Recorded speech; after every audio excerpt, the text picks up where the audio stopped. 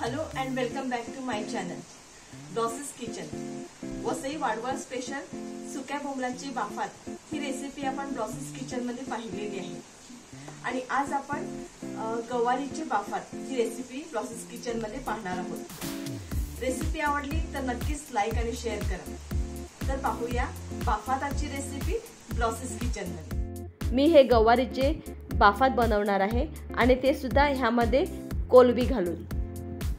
तर ह्या ठिकाणी मी साधारण 150 ग्रॅम गवारीच्या शेंगा घेतल्या आहेत।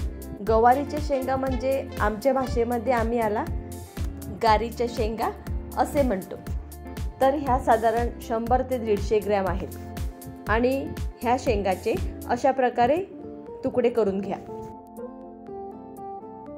कोलबी साफ करून ती स्वच्छ धुवून घ्या। ह्यानंतर आपल्याला 2 मोठे कांदे लागणार आहेत। पोटॅटो आपल्या आवडीनुसार 1 किंवा 2 घ्या।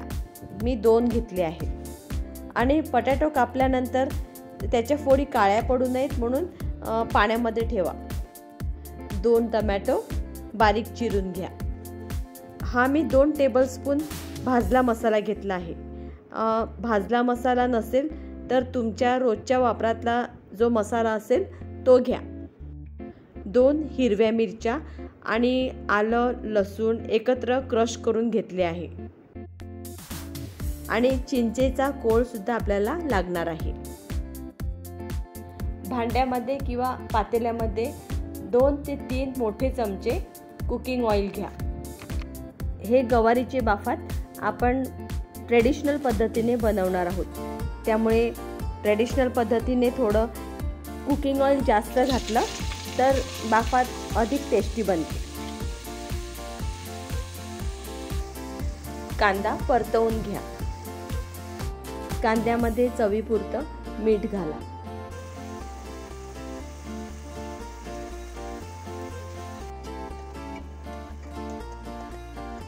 कांदा सॉफ्ट होण्यासाठी यावर झाकण ठेवते।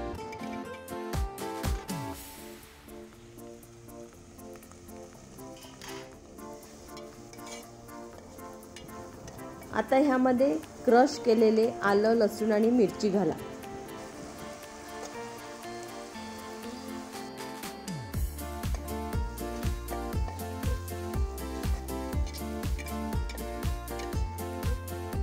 अशा प्रकारे कांदा थोडा सॉफ्ट झाला की ह्यामध्ये टोमॅटो बारीक चिरून घाला।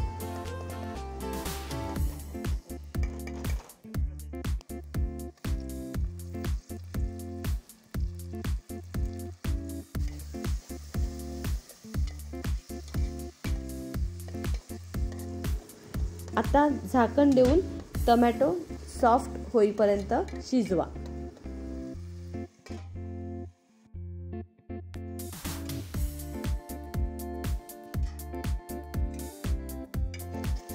टोमॅटो शिजून मऊ झालेला आहे।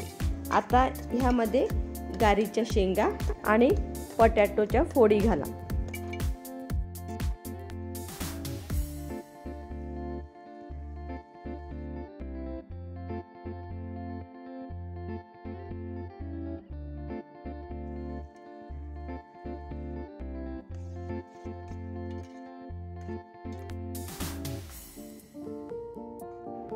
दोन मिनिटे झाकण देऊन शिजवा।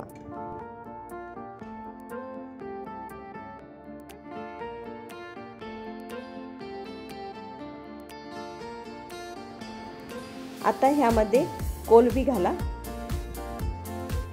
आणि कोलबीचा कलर चेंज होईपर्यंत म्हणजे साधारण मिनिटभर झाकण देऊन ठेवा।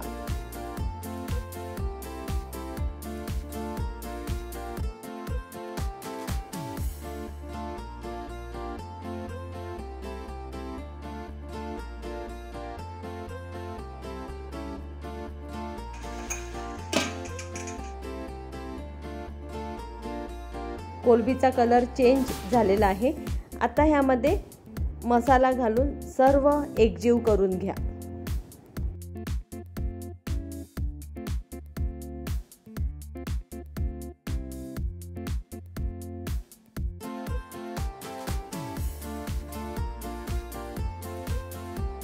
साधारण 1 ते 1.5 पेला पाणी घाला किंवा आपल्याला किती ग्रेव्ही हवी आहे त्यानुसार पाणी घाला।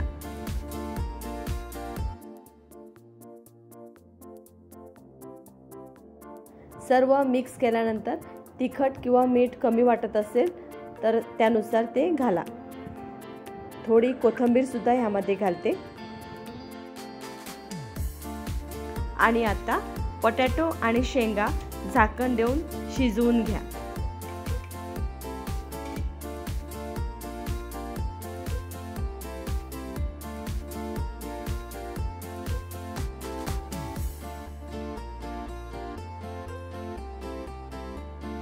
आपण पाहू शकता की पोटॅटो व्यवस्थित शिजलेला आहे आणि गवारीच्या शेंगा पण शिजलेल्या आहेत। आता ह्यामध्ये चिंचेचा कोळ घाला।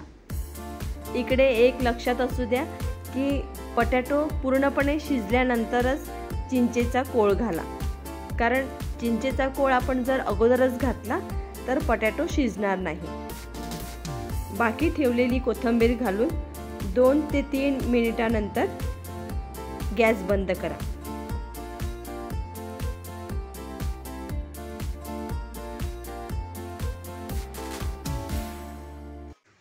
आणि ह्या बाफाताचा आस्वाद भात किंवा रोटी बरोबर घ्या।